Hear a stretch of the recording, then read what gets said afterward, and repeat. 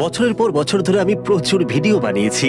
এই যে ভাই আমার ভিডিওর মধ্যে 1100 ভিউ গিয়েছে, এই যে ভিডিওটা দেখে নাও। বছরের পর বছর ধরে আমি প্রচুর ভিডিও বানিয়েছি, চ্যানেলের জন্য প্রচুর ঘন্টা কাজ করেছি, তাও কেউ ভিডিও দেখতো না, আমরা কিছু অ্যাফোর্ড করতে পারতাম না। আর এটা একটা লড়াই ছিল, সত্যি এটা একটা বড় লড়াই ছিল। আমি আমার কম বয়সী জিমিকে নিয়ে খুবই গর্বিত, কারণ ও কখনো হাল ছাড়েনি। আমার কাজ নিয়ে জেদ অনেকটাই বেশি, এমনকি আজকের দিনে এসেও এখনো কেউ আমার ভিডিও না দেখলেও আমি বানিয়ে যাব।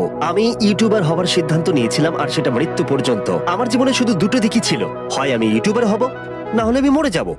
ব্যাস এটাই। আমি সত্যি কঠিন পরিশ্রম করেছিলাম চ্যানেলটাকে আজকের অবস্থায় নিয়ে আসতে। আমি সত্যি কথা বলবো, সৌভাগ্য আমার পাশে ছিল। আর সব থেকে সৌভাগ্যের জিনিস যেটা আমি পেয়েছি সেটা হলো আমি অনেকটাই কম বয়সে এসে জীবনের লক্ষ্য খুঁজে পেয়েছিলাম। এটাই আমার জীবনের ঘটে যাওয়া সব থেকে সৌভাগ্যের জিনিস ছিল। সত্যি আমি লাকি। সেই জন্য আমি তোমাদের বলে রাখি যে এটা সত্যি কথা, স্বপ্ন পূরণের জন্য অনুকূল পরিস্থিতি সবার হাতে সমানভাবে থাকে না। তোমাকে হয়তো ফ্যামিলির জন্য উপার্জন